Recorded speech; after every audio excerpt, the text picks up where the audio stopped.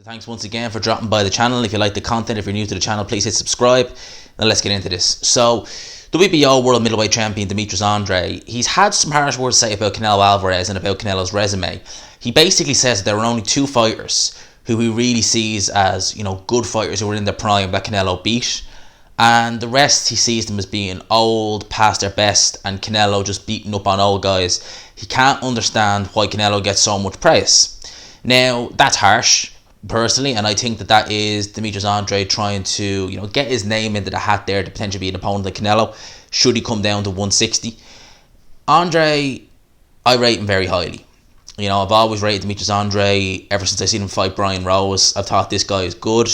It was a shame for those few years when he was inactive because he really missed out on a bit. But I think Andrade now, he's in his prime, and I think we're going to see the best Demertrius Andrade against Luke Keeler coming up at the end of the month now. Now, that fight, I think that's going to be a tougher fight than a lot of people are thinking. I still expect Demertrius Andrade to win. I think he'll light Luke Keeler up. But I think Luke Keeler be game, at least for the first few rounds. But if you've ever seen Luke Keeler fight, you'll know he's a very poor defense, very leaky defense. So I'd imagine that he'll be game, but I think he's going to get lit up. And I don't think he's going to go to distance. He'll probably get stopped. But, it'd be a statement win. If you can go out there and make a good statement against Luke Keeler. I know Luke Keeler's not, a world level fighter. It's hard to do. I'd say Luke Keeler's probably fringe world level. But still, he's a decent fighter. He can punch a bit. So we'll need to see how he does against Keeler. But Andrade, at least he's active now. He's making some inroads in the middleweight division. He's got a title. We never got to see that Billy Joe fight, which I still would love to see. Even to this day, I'd love to see it. I'd still make Demertrius Andrade favourite for that fight. But yeah, nobody really calls this guy out. And he's called fighters out for years. I remember him calling Triple G out back 4 or 5 years ago now. He was calling out Triple G. That was back when he was down to 154 pounds and Triple G was still the man at the middleweight division. But basically, he was saying that Canelo, the fighters he's fought, be it Sergey Kovalev, be it Miguel Cotto, Shane Mosley, were all old over the hill. Now, at the end of the day, yeah, some of them, I'm not going to lie, the three of them were not at their best. Probably Cotto was closest to the prime out of all three of them, but even still, he was pretty much gone. He still had to get the job done. The Kovalev fight, I still think that was impressive. The nature of the knockout was good. People will say it was an old Kovalev, it was a drained Kovalev, it was a jaded Kovalev coming off a tough fight.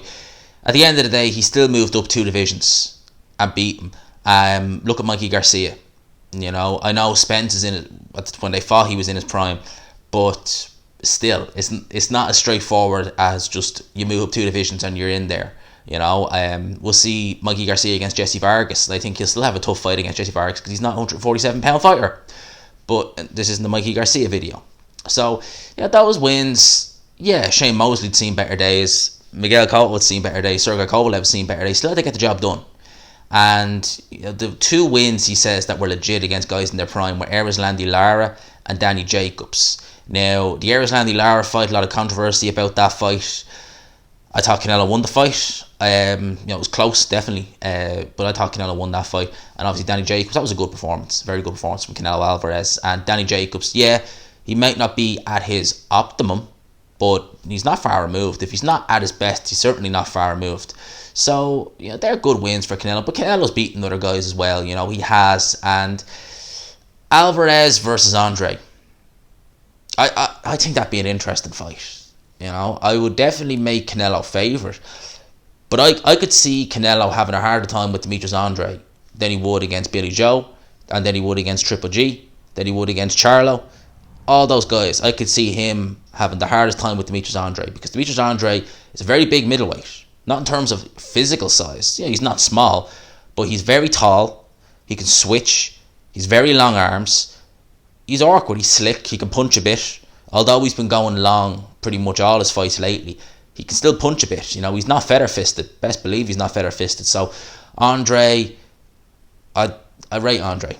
And I think him against Canelo, I would love to see that fight. It'd be easy to make because they're both his own fighters.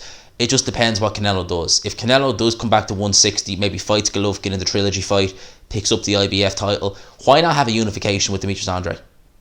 Why not? For undisputed, for all the beans. So those are my thoughts on this. Let me know what you think down below. Demetrius Andrade versus Canelo. Who would you take in that fight? I'd take Canelo on points. That's the popular kind of, theory with Canelo. But I definitely wouldn't rule Demetrius Andrade. Demetrius Andrade is a good fighter. Very good fighter. So, those are my thoughts on this. I hope you enjoyed this video. Let me know what you think down below. Subscribe if you're new. Share it, of course, if you felt it was useful. And as always, I will talk to you after.